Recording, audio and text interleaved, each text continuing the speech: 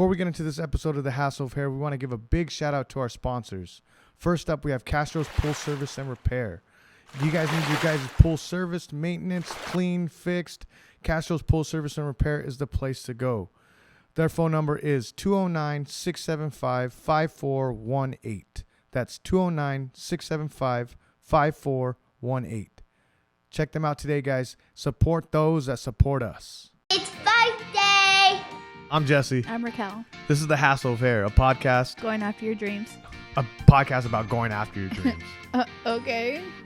But no, it's a podcast about going after your dreams and finding your passion in life. Yes. And we're The Hassle of Hair. For the Hassle of Hair? We are The Hassle of Hair. Thanks for listening, guys. Love you. Hello. I made the podcast. I did it. It's been a while. I wanted to have you on the podcast before, but I don't know if you could talk about that. Oh, yeah. So the reason why I wasn't on here before was because I was in the process of being credentialed and in the process of being, what's that word? I can't think right now. Tenured. Tenured. Thank you. Yeah. So you're one of the most at strike and just in Los Banos, for me, the people I know, like motivated people I've known. Uh-huh. Right? Like you're super motivated. Like not just for Muay Thai, not just for running, but like even in your like teaching, like you're the number one complaint I hear from parents that come into the gym, like their kids' teachers are not involved. Yeah.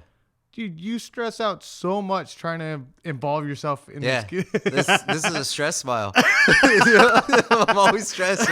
I gotta do it. I gotta do good. Wait, what's up? No, for real. Yeah. And is it hard, like being a teacher and doing what you do, because you involve yourself so much where these kids are gonna remember you, right? You make a difference. Is it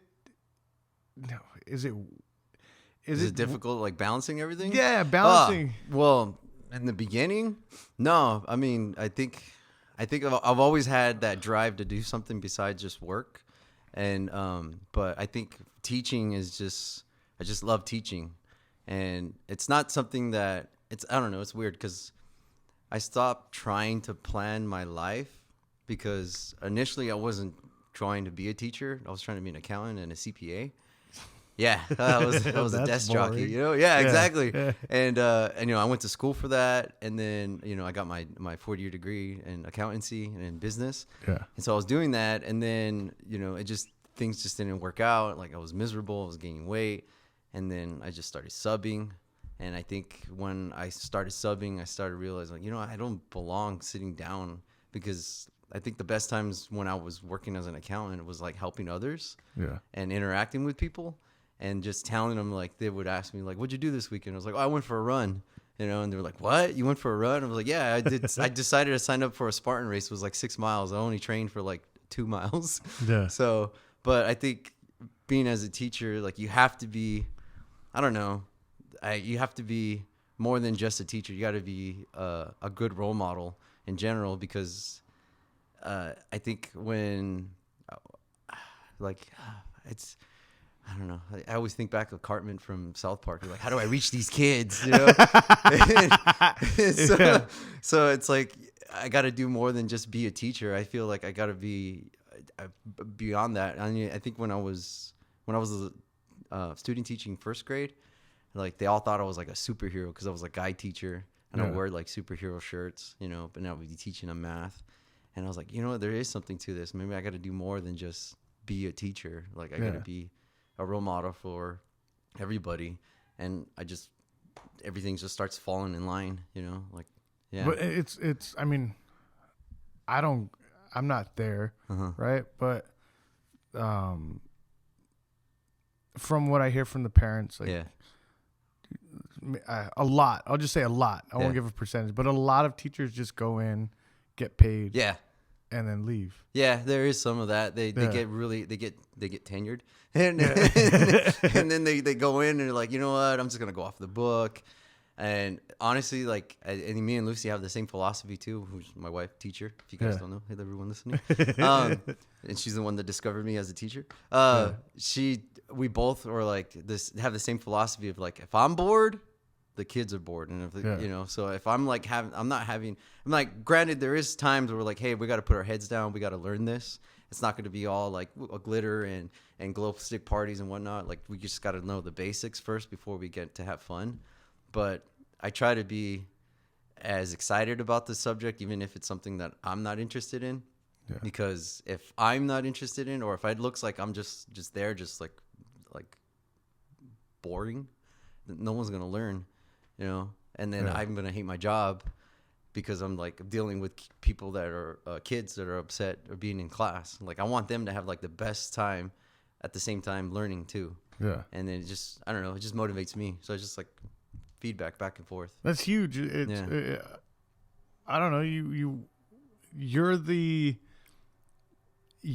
like the stepping stone for kids that, I mean, our future. Yeah.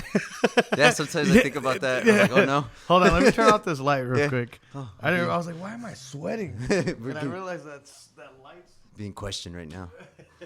What are you doing for these kids? I'm doing my best. But like, you're the last. I mean, you're not the last. You're the stepping stone for these kids, and it makes a difference. It's huge. Yeah. You see them every day for a few hours. Yeah, they're like they're like my, I guess, kind of like my kids, but they're kind of like, I don't know, they're like my student athletes in a sense, like, because I see them every day. And it's weird because parents know their kids, but teachers know, basically teachers know your kids in a different way than you know your kids. Yeah. Like, the way your kid acts at school is totally different from how they act at home. Like, sometimes they're the same, but then I will tell parents, like, your so-and-so's daughter or so-and-so, your son or your daughter is like this. And they're like, what? I didn't know they were like that. Well, perfect example. My daughter, like, here, she's an asshole. And she's a jerk, and she rude and moody. And then we talk to her teachers and her friends, like, Eva's so nice. Eva's like the perfect child. I'm like, what? Yeah. Right. I mean, I think, and it just, like, some parents, and this town is just a working class town. Everyone works over the hill, so they really don't have a lot of interaction with the kids, or they're running businesses, or they're just very busy. Yeah. So a lot of times parents are missing out, like, in their kids' lives. That's not their fault, because they're trying to provide. But when kids come to school, they get that attention from somebody, like an adult. But I'd rather have them have the attention from a good person than from the kids that they interact outside, or people that are not good for them. Yeah. So I think kids really do open up a lot at school. They're with their peers. And if they really respect their teacher, they're gonna be like, yeah, I'm gonna do my best for them, And how, I know, I'm not just gonna talk about teaching, but how do I'm good at that. how do parents? Because me and my wife, we didn't go to college. Like, we didn't do good in high school. Yeah. And we didn't really know how to set up our kid for school. It was like, okay, make sure she has pencils, make sure she has paper. Yeah. Like, what are things that parents could do to set their young one up for school? Because I remember going to school. Sometimes I had nothing. Yeah. And it wasn't my parents' fault. I just never checked. I never put anything in my backpack. Yeah. They would buy me everything. Yeah. My backpack was empty. It just had food and Mad magazines. Yeah. Like, what are things that parents could do to make sure their kids prepared? I mean, there's different levels, I guess. Like, if you're a single mom or single dad, or just a working class family, just checking in on your kid with their teachers and making sure that they have what they need to go to school, like your supplies. You're checking in on with them. I mean, it varies. I mean, some kids actually need more attention than others. Yeah. Some kids you can tell them once, and you've seen them at strike with the kid classes. You tell them once and they're on it. Yeah. And then the other kids, you got to be like, okay, let's go. I got to hold your hand, and until you get it, but I think as a parent, you know your kids. What kind of kids are they? Do they need that extra support where you have to be on them, or do you have to be like, okay, let me make sure that I can provide what I can provide, because I know they're going to take care of it, the rest. Yeah. So it depends, you know. And do you see a big learning curve, like a big? Is there only a few kids that really listen, and then the rest is like you? Everybody's different, right? You have to teach every kid different. Let's see. I've been teaching for 5 years, and excuse me. I've been teaching for 5 years, and there's from the 5 years, there's always the superstar kids, and superstar not meaning that they're the highest or the smartest. They're the ones that you tell them once and they're on it. They're like the hardest workers. They try their best. And then you have the kids that are, and they're in the middle. Sometimes you have to regulate a little bit, but then they listen. And then you have your special ones, the ones you never forget because you're always on them. Yeah. I think it hasn't changed really, even with this whole pandemic. You still have the 3 set of kids where they're superstars. There's the ones that you kind of have to regulate, and the ones you always have to pay attention to, or else they're going to fall off the earth. So, yeah. And one thing I hear being around other parents with kids, especially high school parents that have kids in high school, a lot of them deal with like kids not doing homework. Yeah.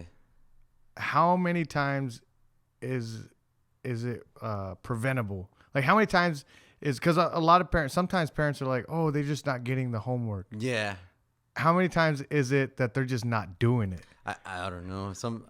Is there kids that just are not getting it? Like it's just. I think there's kids that are not getting it, but like I even have it on the notes. So like if your kid's struggling over if it's an hour and they're not getting the problem, then you can stop. Yeah. So I don't know, at home maybe they're just stopping the first 5 minutes, or they'll look at it and I don't know how to do this, and then just quit. Yeah.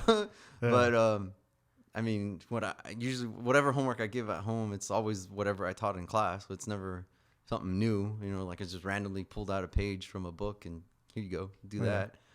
So I don't know. It could be, like I said, we have a lot of working class families here, and mom and dad comes home, they're tired. And then the last thing they want to hear is like, my kid's not doing their work. And they're like, oh, here we go again, Yeah. It's strange. Yeah. I'm recently, just her junior year, my daughter's junior year, she has 3 AP classes. And just recently, I'm noticing the work ethic, the difference between her and a lot of her peers. Yeah.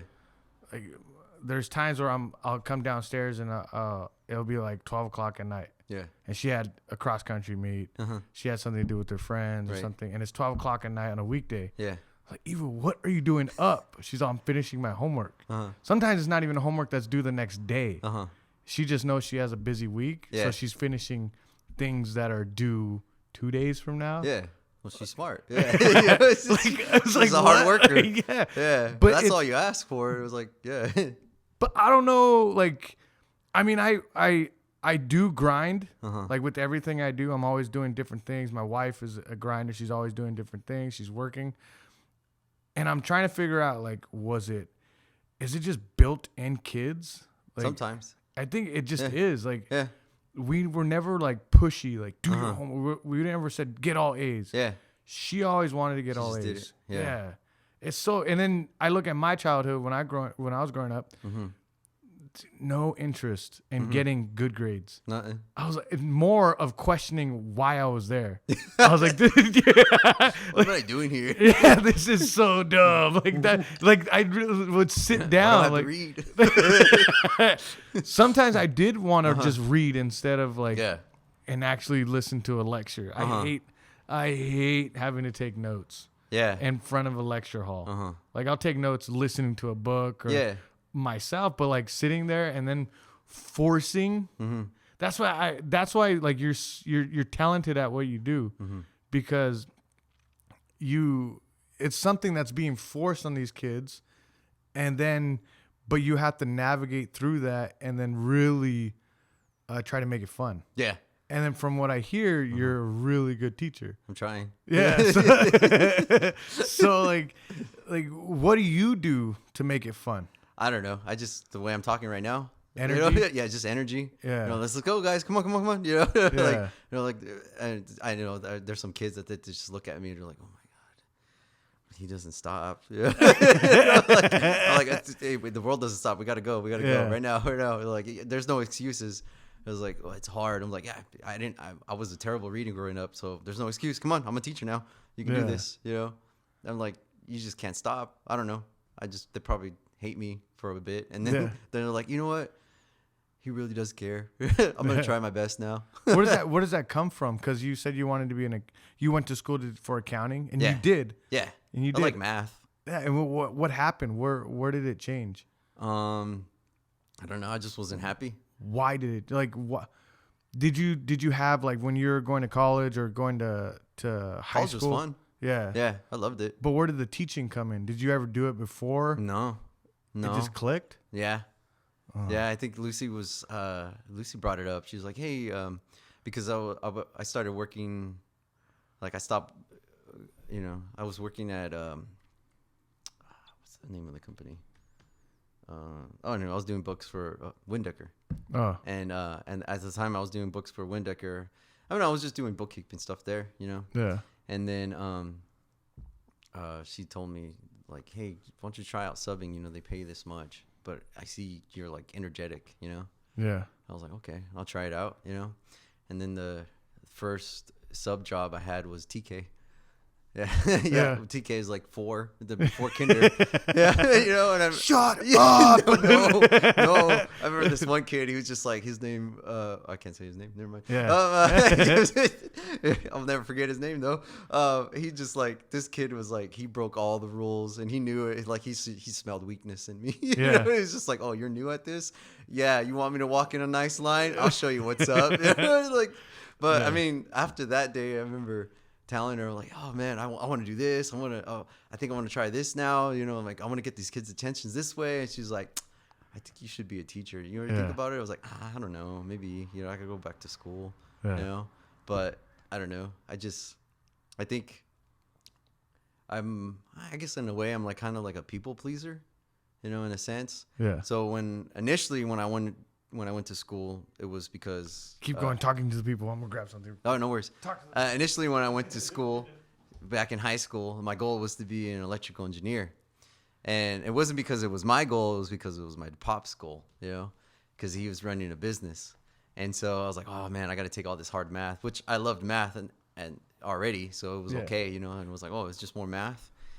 And then I remember getting into junior college. And then I was getting the upper levels of math, and I was like, man, I don't think I can do this.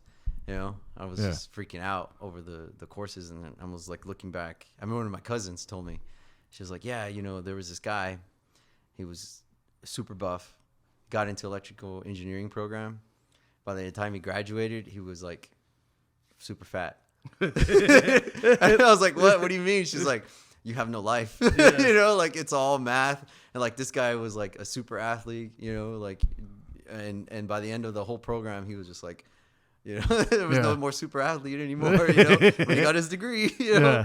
So I was like, oh man. So I decided, I told my pops, I was like, hey, I'll be an accountant, you know, I can help out with the business that way. And he was just like, all right, you know. And then, so I was working with him, and then I got my degree and I started working with him as an accountant. But it was just, even working with my dad in his company as an accountant and running the books, and it just wasn't clicking. No, it wasn't clicking, and me and him were like butting heads, you know. So I was like, oh man, I got to do something else. So I ended up quitting with him, and then coming to town and just trying to figure out stuff at that point, you know. But just like I said, like, I stopped trying to plan things. I just let things happen now, because teaching just happened, and I love it. And then now I'm like in Muay Thai, and I didn't know how I was going to get into Muay Thai, you know. I was looking around. I had hurt my back from like deadlifting too much, you know, and I was like, oh, there's a gym in here, you know, like the one I went to in Modesto, and I really enjoyed. I'm like, oh, let's walk in and see what's up. And there you go. Yeah. Is there anything that, because you went from accounting, right? Something that you were making that choice. It sounds like you were making that choice because you just needed to do something. You needed to like further your education. Yeah. You didn't really know what to do. Yeah. Do you remember a time that China kind of just changed your mindset? Like, I'm going to do what I want to do. I want to go after what I want to go after. Was there anything that changed? I think when I started long-term subbing, Yeah. like to go after as a teacher, when I long-term subbed a TK class. Oh no, I didn't long-term Try sub. to turn it towards you. Yeah. I subbed a class for a week, and it was at a school, and the principal was like, he's on it. He's like a great principal. I believe he just retired, and he came in and he was observing me, and I was like freaking out, but I was with the TKers and I was like helping them out, and then he came in and helped out too, because he knew I was like green, you know. Yeah. And then I was walking the kids in line, and they were behaving and everything, and he walked up to me and he told me, he's like, you should go for this, like you have something here. Yeah. Like I can see it, like. And I was like, oh, okay, because I don't know. Yeah. Sometimes I feel like I'm going on the right path, but then like I freak out and maybe I'm going the wrong way, but then I'm just hearing outside sources telling me like, hey, you're doing good. So I was like, okay, I'm gonna get on it. Yeah. You know. And then he was like, he told me, he was like, yeah, you have something here. Like they listen to you, and you're energetic. The kids are laughing. They're enjoying learning. And I was like, oh man, that's everything that I know that Lucy does. She makes learning fun, and I guess I might have the same thing too. So I'm gonna go for it. Yeah. So I think that was the winter time, I applied at Stan State in the spring, and I went into the teaching program, and I just went for it. And then when I was at Fresno State, I was getting like A's and B's, you know, but at Stan State, straight A's for teaching. Teaching, it was all straight A's. Yeah. And I was like one of I would say there's not a lot of teachers that go into subbing.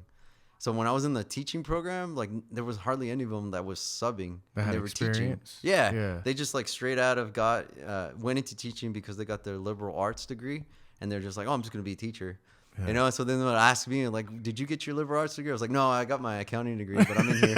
And they're like, what? You know, like yeah, you know. I was like, I like teaching, and then so yeah, I had like outside experience applying it, and then like you said, what was another moment? I remember. I was part of the teaching program. They have you like teach after school program kids, and they gave me this one kid, and they even told me like he's like hard headed. He don't want to listen. He argues with everybody. So, but your guy, let's see how you do well with him. But the last guy who was with him, he didn't listen. Yeah. And I remember he as soon as I sat down and he sat down, I was like, listen. I don't know what happened with the last person, but we're going to do our best in here, okay? But this is how I want you to act every day. I'm going to address you like this, and you're going to address me like this. Yeah. And after that, it was good. Yeah. Yeah, he was like cool, did all the work. I did all my assignments with him, and one of the teachers that was observing me, she's just like, you got it. You know? And then she was like, she called over these other people, like, watch how he talks to him and watch how the kid talks back. Yeah. You know, you guys got to learn how to have respect for your students, but at the same time, set your standards or set your expectations. Yeah. Because if you don't have those expectations for your kid or your students, then you don't have your class. You know. So where some teachers go wrong is their expectations of the kid are so low. Yeah. That they just can't. Other kids like, well, if the kid's just looking at them, well, if you don't expect a lot out of me, then why should I work? Exactly. That's the other thing too. Like sometimes there's some teachers that one of my things, I don't like hearing about negative things about other kids before they get in my class, because I want to have like a clean slate when they come in. Yeah. But I mean, it happens. It always comes up in conversation. They're like, oh, so and so did this in my class. I'm like, oh boy, you know, I might see this next year. But yeah, with that kid, you know, it was a professor that was telling me. So I was like, okay, well, she's giving me a heads up. But I always start with high expectation for my kids, even if they were the quote unquote problem kid. You're still gonna have the same expectations as everybody else in my class. I'm not gonna just give up on you or be lenient because you're the quote unquote problem kid. Like you're gonna meet these expectations too, or halfway there. We're gonna get you there somehow. But it doesn't matter, you know. So I don't know. That's cool. Yeah. Yeah. I think Lucy's the same way too. My wife. Yeah. That it's so hard. Like I remember growing up, there was a lot of like Stand and Deliver, all these movies that were about like the 90s. Yeah, like 90s movies. Morgan about Freeman had one. Yeah. He was a principal. And then Edward Olmos. Like inner city, like like ghettos. I'm gonna teach you. Like teachers in the ghetto teaching kids.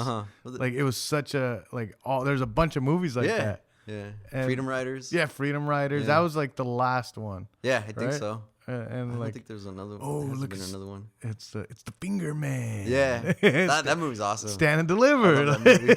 It's cool because it was like a true story, and I think that guy had the real teacher passed away. I think 3-4 years ago. Yeah, but he was still teaching.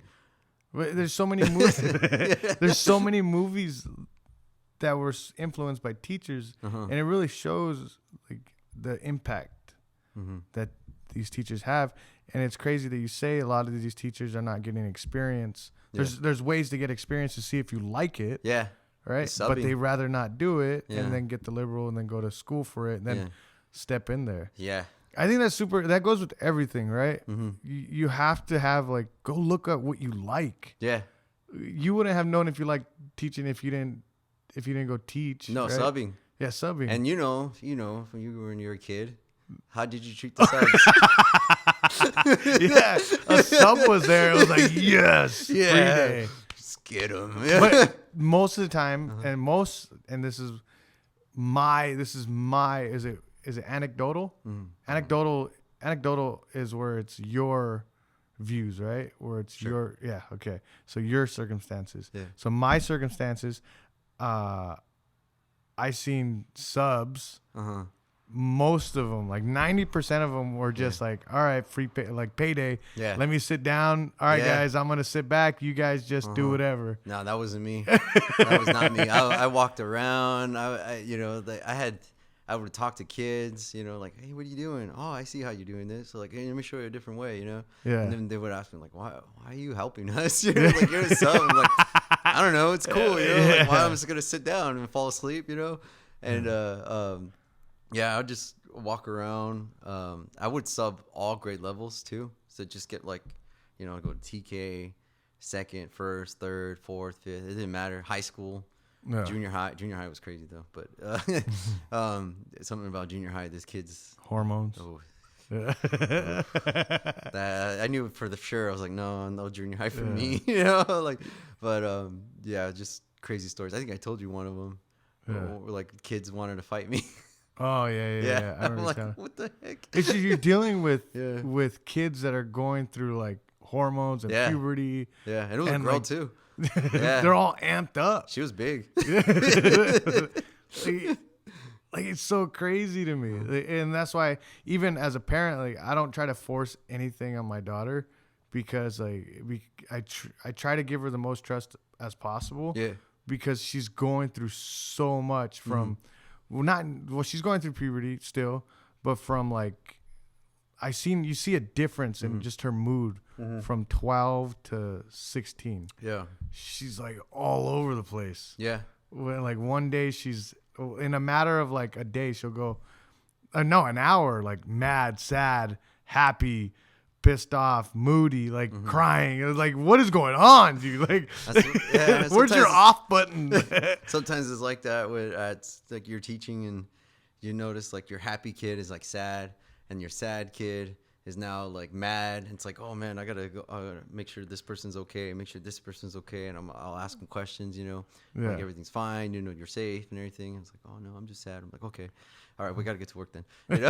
So it's but yeah, that was one reason why I didn't want to be in junior high, because it was it was too much. I subbed PE, and I was excited, because I was like, oh yeah, we're gonna do all these fun stuff, and I was subbing the PE boys, and the boys were just like, ugh, I don't want to do anything. Yeah, I don't want to run. Why are you making us run? It was it's because it says on here that you got to run. It was like, oh man, I don't want to teach this. But then, like, what? I wish just getting coaching at Strike, just getting kids to be before. So we have a beginners class. Yeah. The beginners. Before I would try to rush it and like, all right, guys, let's go right into our stance, and then we go on to the next thing, and we go on to the next thing.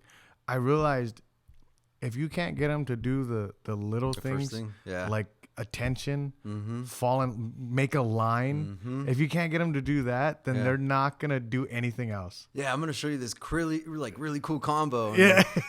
And they're just over there playing. One kid's jumping off the side. One kid's piggybacking the other one. The other one's wrestling for some reason. Yeah. So and Lucy was the one, because I was having a hard time with that. I was like, why aren't they picking up on it, right? And then Lucy your wife had gave me something, talking about like how she starts the day or starts the lesson. Yeah. Right. You give them she teaches third grade. Yeah. You give them an order. Yeah. Right. And I don't know if she gave me the clapping thing. Yeah. Attention getters. Yeah. Attention getters. And so I tell the kids like one clap. So when I say that, you got to clap one time. Yeah. And then once you do that, your eyes, your ears have to be open. Your eyes are on me and your hands are at your side. And like, that's what I'm trying to, that's what now it's a lesson on how to do that. Oh yeah. You know what I mean? When they first come in. Yeah. Cause you need their attention. Yeah. And then when you have that signal, it's like, oh, I got to do this now. Yeah. You know? So yeah. And then I wish that everybody would get a chance to get like 4-year-olds, try to line 4-year-olds up. TK. That's TK right there. They'll be looking at you. All right, guys. Follow, like, make a line, and shoulder to shoulder, and they're like, what? And I'm like, step forward, like 2 steps forward, and they're just looking at me. And what's forward? What's forward? Or they'll step to the side. Yeah. Or they'll one lean dancing. Yeah. Or they'll lean forward. Yeah. Like they won't move their feet. They'll lean forward. Like it's you gotta have so much patience. Oh man. Yeah. It's so funny. Yeah, the little kids are the best. I remember I would sub the TK and Kinder because I always have like the greatest time.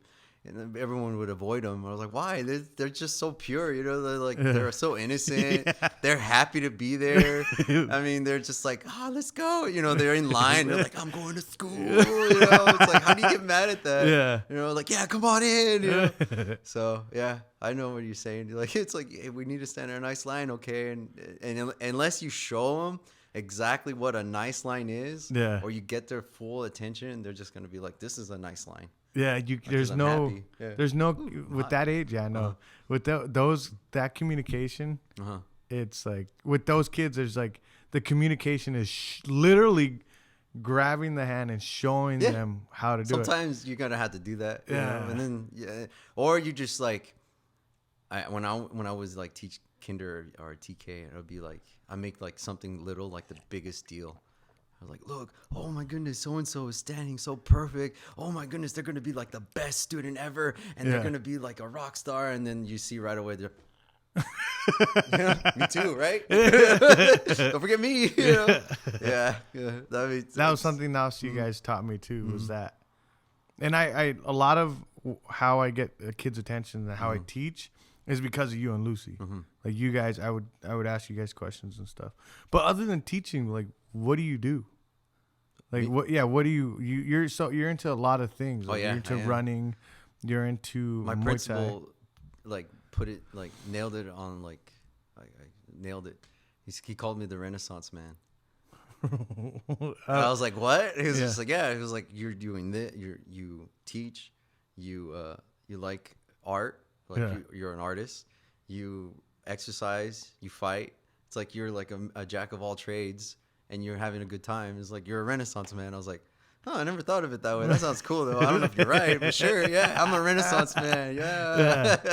Yeah. So you're an artist, and I think one of the coolest things is that you entered a contest, and you got your art placed on a card, yeah, and they're hosting another one, and I'm like entering. So that what is it? It's just it's I guess shout out to MetaZoo. Yeah. They're a new company. So like, back 20 years ago, no, 30, 20 something, Pokemon came out. Yeah. Remember how Pokemon was like a big deal and then it dropped down? But now all those cards that were like, Oh, super expensive. yeah, you can buy a house. Like Logan Paul has like a $2 million card around his neck for fun, So they're a company that started in like right when the pandemic started.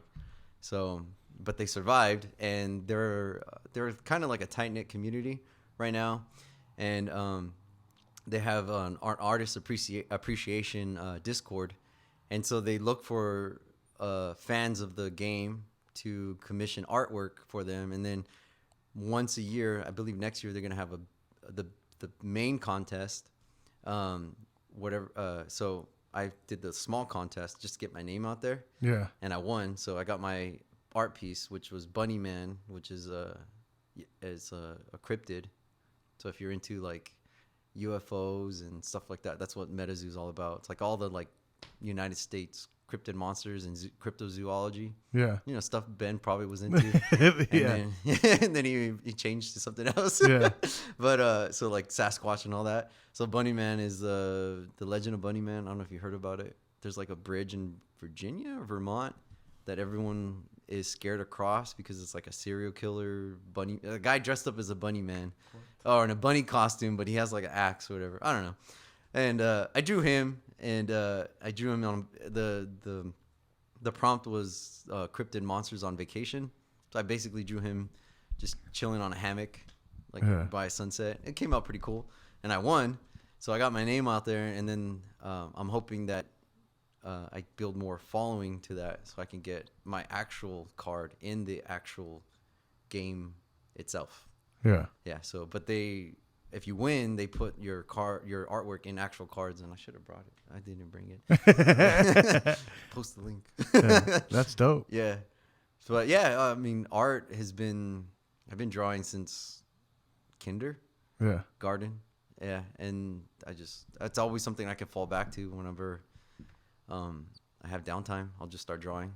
Yeah. And I just draw whatever I like, And then I started drawing like Muay Thai shorts. Yeah, and then that's fun. So Yeah. you had these mariachi Muay Thai shorts.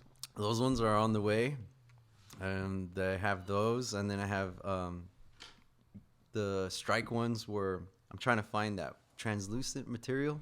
So if you like move at a different angle, it changes colors. Yeah. Because I want strike is blue, so I want the shorts black, and then that translucent color or whatever.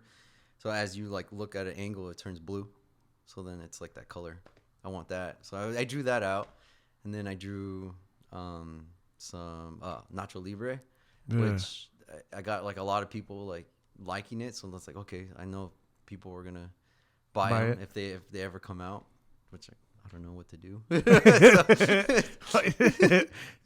I think while you have people telling you're making good ones, right? Yeah. I think the journey of just trying to figure out how to make them, right?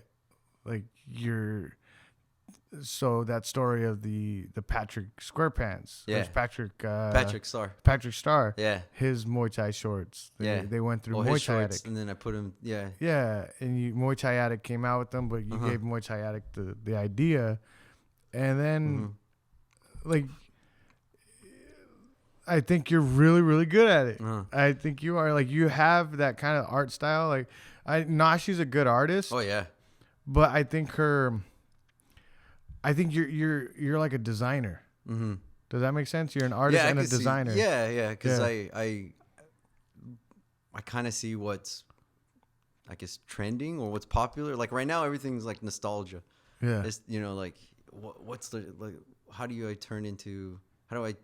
That's my thing. Like when I came with that shorts, I was like, oh man, like it's gonna be my first PKB. Like I really want to like strut out there, like whether win or lose. I got the dopest shorts, And I was like, well, I'm Patrick Starr, Oh, he's got shorts. Oh, it's perfect. I just turn them into fighting shorts. And then the next thing I was like, dude, Nacho Libre, when that came out, it wasn't like a hit, but it's kind of like an underground hit. Everyone. who loves that movie could like quote like almost everything from that movie. I was like, dude, that would be cool if I could make those into shorts, you know? But I think the mariachi ones are, to me, Oh, the gun. Yeah. those are sick. Yeah. Like those are like, I think those are the ones you go with. Yeah. Like as in trying to invest into making it. Yeah. Because I don't see anything out there. Yeah. That's the other thing too. Like I look out there, I was like, dude, there's no mariachi. And when there's a lot of Mexican fighters, you know, and Mexican American fighters. Is mariachi just a Mexico thing? Yeah. It is? Pretty sure. Okay. Yeah. Okay. Yeah. I mean, I don't know. The mariachi outfits are dope, you know? Yeah. And then the reason why I came up with that one was because I was watching El Mariachi. Oh, The movie. the original. So Yeah, the movie. not Desperado. Desperado too. I was Yeah. watching that, but I remember I was watching El Mariachi, and I was like, dude, wow, I can make these shorts, you know? Yeah. And then after that, I just went on a movie thing because I love movies. But yeah, You know what's crazy? People don't like, growing up, or even when I don't think people realize, like, if you're not into like the banda scene or like going to mariachi events, dude, mariachis, like, they're like the superstars. oh yeah, Like if you have a big banda and like you're real, like it, outside looking in, like I was like a rocker. I like rock music, Yeah. and I would look at these banda Yeah. guys, yeah, like flashy, weird suits, right? To me, they're weird, but Yeah. then I find out how expensive they are. Oh, yeah. How much their boots are. I'm The like, outfits these are guys dope, are though. balling. Yeah. Yeah. Yeah. Some of the outfits are dope. yeah. Well, yeah, that's true. Yeah, but I mean, like the whole. I mean, like I'd wear it. I mean, like just the standard black, like the way I'm making the shorts. Like if that was like an actual suit, I'd wear it. Yeah. You know, like, Or like even like the vintage, like the typical mariachi suit, or like what it's the black and like, the silver lining with the red, you know, yeah. scarf or whatever that thing. But then sash. you when I was going to the clubs, Uh-huh. when I was going to like the banda clubs, there was guys that would wear the long boots, the long Oh. toes, the That's long a different part of Mexico. yeah. I don't even know if that's banda. You know what I'm talking about? Yeah, the boots, yeah. the boots that would come up to their hips. Yeah. The tips of them would come up to the hips. Mm-hmm. That shit was crazy. But it's I've never seen one in person. I know of them though. they're But yeah. expensive. Yeah. So that's where I met Raquel. I Yeah. met her. So I You met her at the Banda? agave. Yeah. So I'd always see these different bandas in there, Uh-huh. and it was just wild to me Yeah. because like the women were all over them, Uh-huh. and I didn't like. And then my buddy would tell me, yeah, their suits are expensive. Like they Yeah. make bank. Like Yeah. I just thought. I don't know why I didn't think that they made a lot of money. I don't know why. Maybe because I just didn't like the music. That's probably I like the music now. Yeah. I love the music now. Me too. Yeah. It was just something I had to like when I got older. Yeah. But it's such a cool culture. Yeah. Like banda and mariachi. Yeah. and such a cool culture. I think the mariachi outfit, it looks it looks dope, and two, it kind of looks like the Mexican revolutionist outfits that they would wear, like Zapata and all them. Yeah. with the bandoliers. Like if you have that, it's like, oh man, I'm gonna sing and then go fight a war. You know? Like, I got my big hat. Dude, Desperado is it Desperado Part 2? There was Johnny Depp. Yeah, is that one, Johnny yeah. Depp's blind? Yeah, they take out his eyeballs. Yeah. Spoiler alert. Dude, that's like Danny Trejo's in that movie too. yeah. That movie right. Oh, dude. Yeah, he was killing everybody that made like a certain meal. He was like, oh, this was perfect. Then he goes back and kills the cook. It's messed up. But it like even that scene is, I think it's part 2 where he has the rocket launcher. In the suitcase? Yeah, in the suitcase. Yeah, and I he think flips. so. He almost does the splits and he flips it over and he has it and he's Yeah, Antonio Banderas. Yeah, Is I it- think it's number 2. He does the song. yeah. Yeah, the El Mariachi song or whatever. Yeah. Yeah. I That think it's movie's number 2. so dope. Like, Yeah, it's over the top, but it's fun. Yeah. It's like, why not? And then they had the machine guns, like Yeah. like he what's it called? He cocks the gun. when he- different members of the band have different weapons on their freaking guitar cases. It's so Yeah. wild. Yeah. It's, Yeah, I remember that. Yeah. it's so wild. I fucking love that movie. Yeah, now you got to rewatch it. Yeah. You can put it on. It's just like Antonio Banderas, man. That dude was. What other movies did he have? Zorro. He was Zorro. Yeah. The first Zorro I liked. It's cheesy, but it's awesome. It's got Anthony Hopkins in it. Yeah.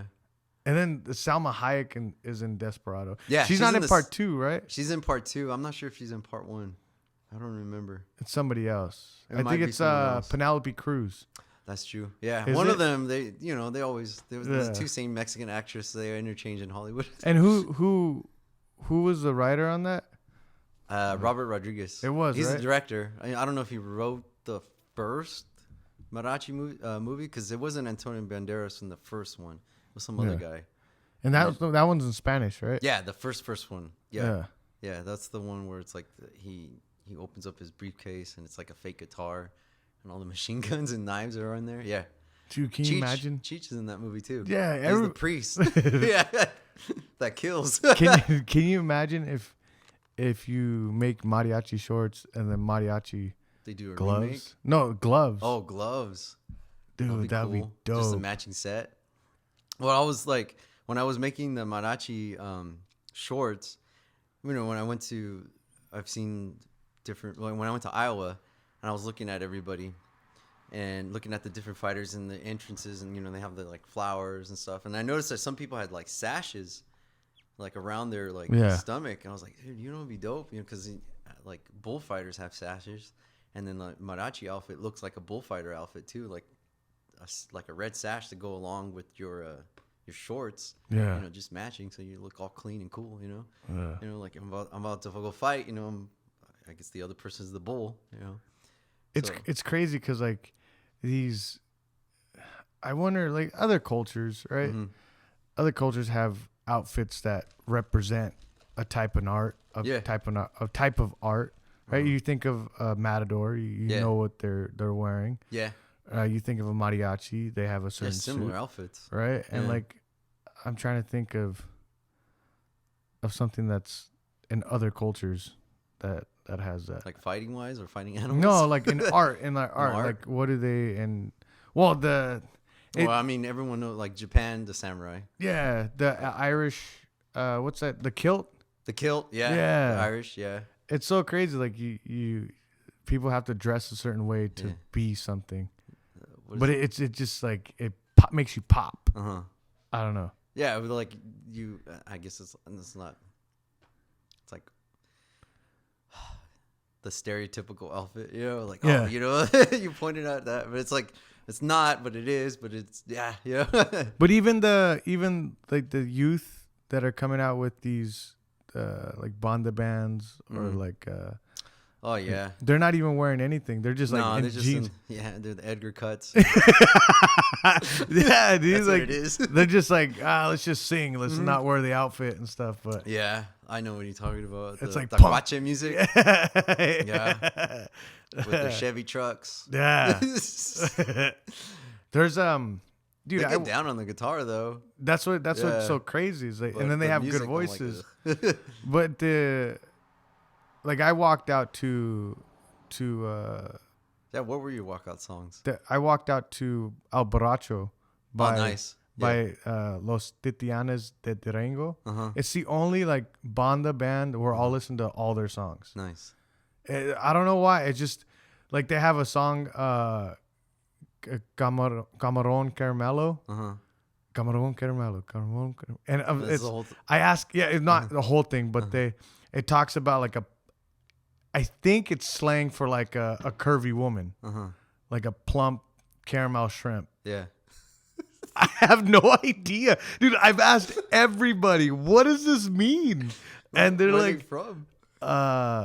Durango. Oh, okay. Maybe they have like something slang over there. You have to find someone from Durango. But it's so like they just say camarón caramelo, and I'm like, doesn't that mean shrimp? And then caramel, like what? Brown what? shrimp? Yeah, that sounds bad. They had that one, and they have El Borracho. It's like talking about a guy going on a like drinking all the time, and then they just, dude, their songs are. It's like, to me, it's like party music. Yeah. Like, I don't know, and then because I'll listen to the song, I'm like, oh, that's sick. Like, but then I'll look up the lyrics and like, oh, these guys are just partying, right? That makes sense. They're rock stars. That's like the thing right now. Just being like, well, I mean, I think the Kwache music blew up because of like TikTok and like the social media.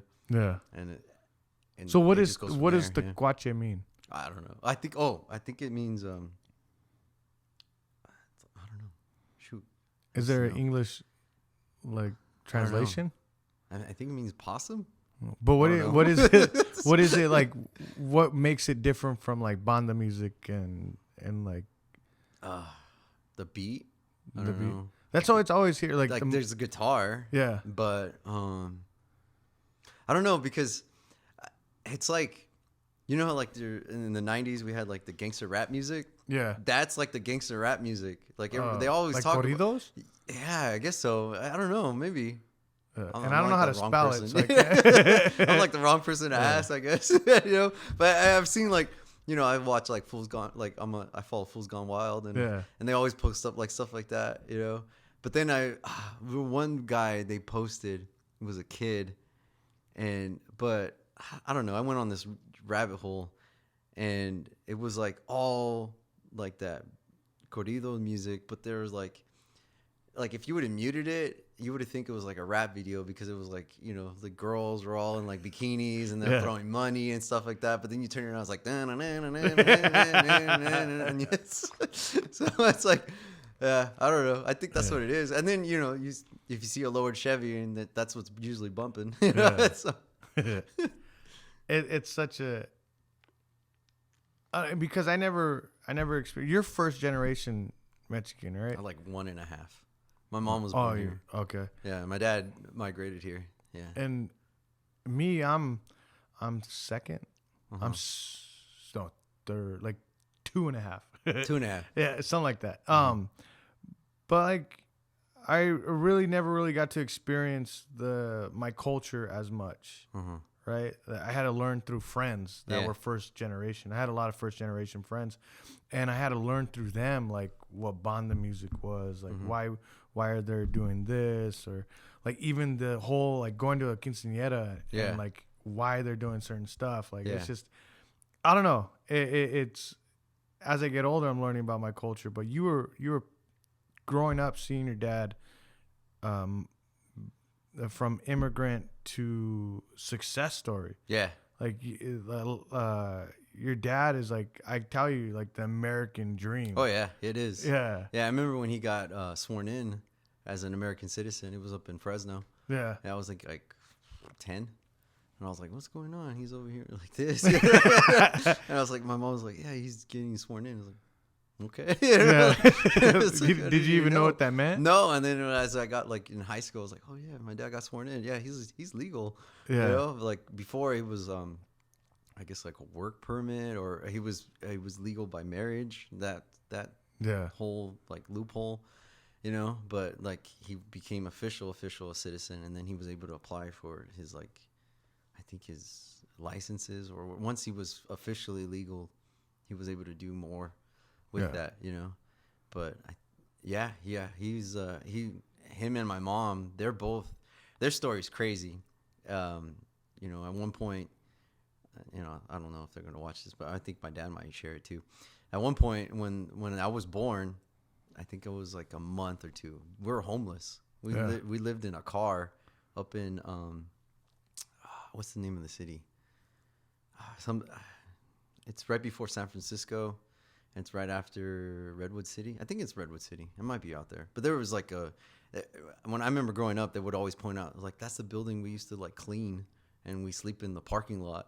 Yeah. And like you were a baby, we would put you in like you know, like the carts that the janitors would push. Yeah. Like they would put me in there, and I was such a good baby. I would just sleep all day while they were like cleaning the office buildings. They weren't supposed to, you know. Yeah. But until one day I screwed it up, you know, because I was a baby. I started crying, and they ended up getting fired. But it's so like when you say homeless, like there's no house, no house, nothing. That's fucking and crazy. Then I don't know what happened. You would have to ask my dad once I get him on here. But from homeless to he went back to milking cows, and it was up in Hollister. And then we lived in this like little like, migrant worker home. And I remember the house too, because I had like a dog. But he ended up building another house because his passion is carpentry. It's not electrical. Like he loves to build things. And he ended up building the home next door, and we ended up moving in there, and we lived there for a year. And that house is still standing, the one he built. Yeah, like people live in there and everything. Yeah. And we lived there, and I think when I was 4, he met this gentleman, which I called him my grandpa, but he was just like a friend of the family. Yeah, and I think you said he was your dad's best friend. Yeah. My dad's like hardcore. Like the only friends he has are like the people that will be beneficial to him. Yeah. And he's like, I'm not gonna be your friend just to talk to you. Like if I'm your friend, it's because we're both growing. Like you're helping me, I'll help you. Yeah. I'm not just like I'm just gonna kick back and call you up on a Sunday like, hey, let's go watch the game. Like he's not like that. Phil was like recognized my dad's hard work. And he just told him like, hey, you want to go into electrical? Because like, I don't know what the exact story happened, but I remember my grandpa Phil was at the dairy working on something, and my dad was just asking him questions like, oh, how do you do this? Oh, I see how you do this. And then he was like helping him out and being his assistant basically. Yeah. In the meantime, while he was milking cows. So, and then it just went from there. Yeah. It was crazy. And your dad, I don't know. You don't have to say the business. I don't know if you want to say the business. Zapien Electric. Yeah. Your dad built Zapien Electric. Yeah. Like he went from immigrant to having like a loophole with the marriage. Yeah. Or maybe he had a work permit. Yeah. Got sworn in. Yeah. To owning a empire basically. Yeah. And for like people, when I first met you, I was like, where does this work ethic come from, Patrick? Like you were around it your whole entire life. Oh yeah. You told me a cool little like thing, like little story, like growing up, you remember when your dad made it. Yeah. I don't know if you want to. Yeah. So I remember, I think when my parents, they decided to, like, because they were married at the time, and my dad was working for, I don't know if that company's still around. The company was called Wheelie Electric. Yeah. And he decided to just go on his own. Like, they put, like, a little office inside the garage. Yeah. And it went from the office to, he ended up building another office in the backyard. And then from that backyard office into, like, a building out in... Well, actually, he turned the house into the office. We ended up moving out of the house. And then from that to like a building in Turlock, or no, Ceres. And then, but I think when I realized when my dad, like my family, like made it, because like my parents never really, they didn't really spoil. I mean, they gave us what we needed. Yeah. They never spoiled us. Like, they loved us, but everything came out of, like, you got to do something. Like, it's not going to be given to you. Like, I remember, like, I'm like 5 years old. They're like, oh, you want a toy? I got cans. Go smash them. Yeah. Or you want to buy this? Then you got to come and work on the weekends with me. Or you want to, like, so, like, from 5 or, like, 10, I used to go to work with my dad every single weekend. But, going back to what you're saying, when I knew he made it, and they made it together, and I knew when they made it was when he went and bought a Mercedes car, and he bought a truck, like fully custom, and then a month later he ends up buying a car, like a Mercedes like SL 550. Yeah. And I was like, dang, just like back to back. How old are you? I was 16. Jesus. Yeah. Yeah. How does that feel? Like because I see my parents just work their whole entire lives. Yeah. Right. And like my mom left this earth with bad credit. Yeah. But not like all like. Don't worry, she didn't take it with her. But I'm just saying, like like they worked their butt off. Yeah. Right. And I didn't get to see, like, growing up, I didn't have anybody going. Yeah, like the prize at the end. Yeah, it was always like work. Yeah. You know, No, it's still like that. Yeah. Even with him, I think he finally slowed down a little bit because he can. There's enough employees there, but like, I remember he would get, like, you know how I stress out? He'd get like 10 times worse. Well, one, because it's like, it's your livelihood. Yeah. And I remember he used to make people cry, but he would get like, oh, he'd probably tell you this. He would like burst like a vessel right here. Yeah. It would be red. Like, what got you mad? I have multiple uncles. And like older cousins. Yeah. That same things, dude. Yeah. Like, just, and do you think that was beneficial to you? Like, growing up around such a work ethic? I think so. Yeah, because, you know, my friends would tell me all the time, they would visit my house, and they're like, man, you're rich. And I'm like, I don't know. You know, like, they're like, yeah, you live in a big house. And I'm like, and they buy you everything. I was like, no. They don't buy me everything. You know? I have to buy everything in here. And they would never believe me. Yeah. And they're like, yeah. I'm like, but it was stupid because they would hit me up on the weekends, like, hey, let's hang out. I'm like, dude, I'm working. Yeah. It's like, what do you mean you're working? I'm like, I'm working with my dad. They would think I was like sitting around, and my brother can attest to this too. Yeah. Because it was just me and my brother with my dad, our boss, working with him, getting chewed out by him, and then going home with him. Yeah. So it's like, oh man, we got yelled at by our boss. Now we got to drive home with our boss. Yeah. So it was like that growing up from like 10 to whenever we got out of the house. And we're like, my brother still works with my dad, but yeah, it's just like, it was nonstop, you know, like if I wasn't in school, I had to be working. Yeah. There was no excuse. Like they would make sure that, yeah, exactly. If I wasn't in school, I had to do a sport. If I wasn't in a sport, I had to be working. Period. Yeah. It didn't matter. And like, I remember one summer I was like, man, you know, my dad's really like tough, you know? And then I get a job with somewhere else.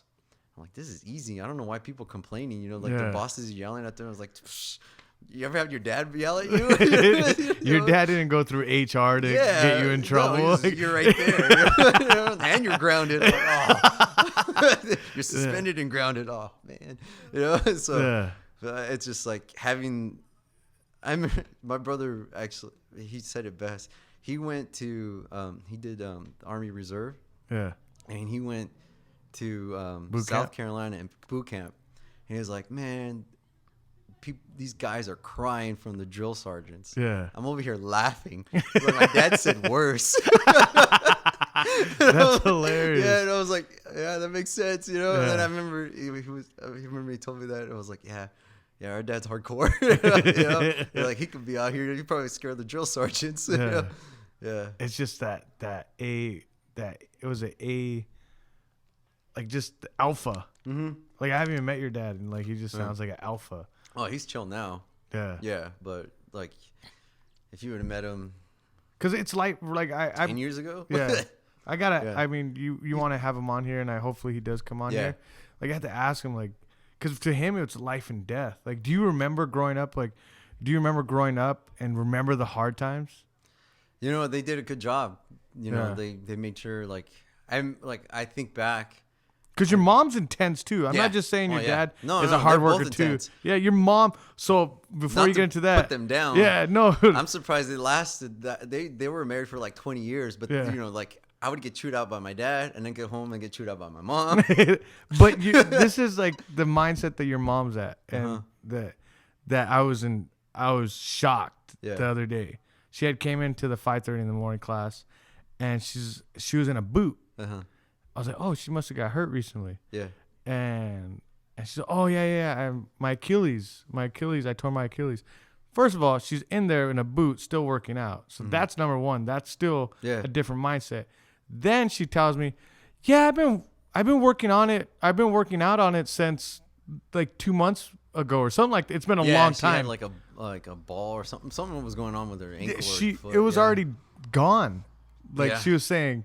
I was like, what in the world? Like, I was like, I couldn't process it because your mom, I didn't, like, she never showed that her ankle was hurting. Yeah. And it's not like your mom's like an 18-year-old kid or like a superstar athlete. Like, your mom is just regular person. Yeah. And ever since then, I've seen your mom different. I was like, dude, your mom's intense. Yeah. I know. She gets mad at me. She was like, oh, you're hurt. You're out there fighting. I was like, well, you're over here working out with like a boot on, you know? Yeah. Like, even without the boot. I get it from? Yeah. It's so crazy. Yeah. Oh man. Nonstop. Come on. It's cool. Like I always, it's cool to see that. It's cool to hear stories like that because I had the door open, guys. It's hot in here. That's the background noise. That's all good. But I it's hear cool. gunshots real quick. It's cool to hear that because, I'm doing everything I can for my daughter, and I hope she sees, like I told her the other day. I was like, you got to do stuff for yourself. Yeah. Like no one's gonna stop and say, hey, do your own thing. Does that make sense? Like if you're working at FedEx, no one's gonna stop you at FedEx and like, hey, don't help us so much. Go do your own thing and grow your own thing. No. Right? You have to have that initial like. You gotta have a drive. Yeah. Like no one helped you to get to more. Like yes, me and Coach were there. Strike was there, but you're the one that walked in the door every day. Your marathons, you're the one that puts on your shoes every day. Your school, like you're the one that does it, and like. And I think, like, looking back at your story where you're telling in the beginning, I think it's crucial for peers to really say something. Yeah. Like, when they see someone that's new, just getting in it, and you see a spark, it's super crucial, like, to say something. Like, hey, dude, like, you got something here. Like, I think I hope peers, like, people that are in a higher position do that. Yeah. Like when you see someone that's special, you got to instill it in them. Like, do it, you know? Yeah. Because I think that's the difference between someone not doing what they love in life because no one ever told them, like, hey, you're good at that. Go do that. Don't go do this. Well, they get scared too. I think a lot of times they might have a pre-mindset, like, I got to do this. I can't do what I like. You know? Yeah. And so they tear off somewhere else and then they come back later like, oh, I should have done this.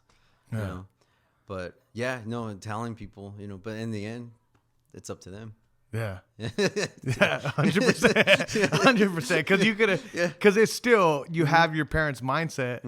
Like it's obviously in there because you could have just took the principal said. Yeah. And like, okay. Whatever. You can watch these kids. Yeah. And it's just, I don't know, man. Hey, Patrick, like I told you before, what you're doing is amazing. Like you don't even understand.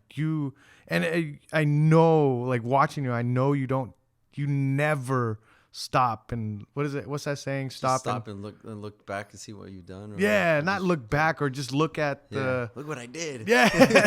I know you don't. I know it's always go. Yeah. But dude, like a person that gets to watch you almost every day and everything you've done. You literally, what you're doing is amazing. Win or lose in Muay Thai, the marathons. That's coming up. You did a half, right? Yeah, I did the half, a trail run. Yeah, which were like, that was fun. Yeah, that was cool. So you're doing that. You're doing the Muay Thai, the fighting, taking yourself from not doing any stand up to fighting in Muay Thai. Yeah. And then like you're doing this teaching thing. You come in with a positive attitude every fucking day. Dude, what you're doing is amazing. And I know you're super hard on yourself. Oh yeah. I'm just letting you know you're doing you know what I mean? Like you did. I'm gonna keep trying. Yeah. And you're now I'm legit. Now I'm doing a little bit of JIT. That's fun too. But it's awesome, man. Yeah. I love teaching you. I love coaching you.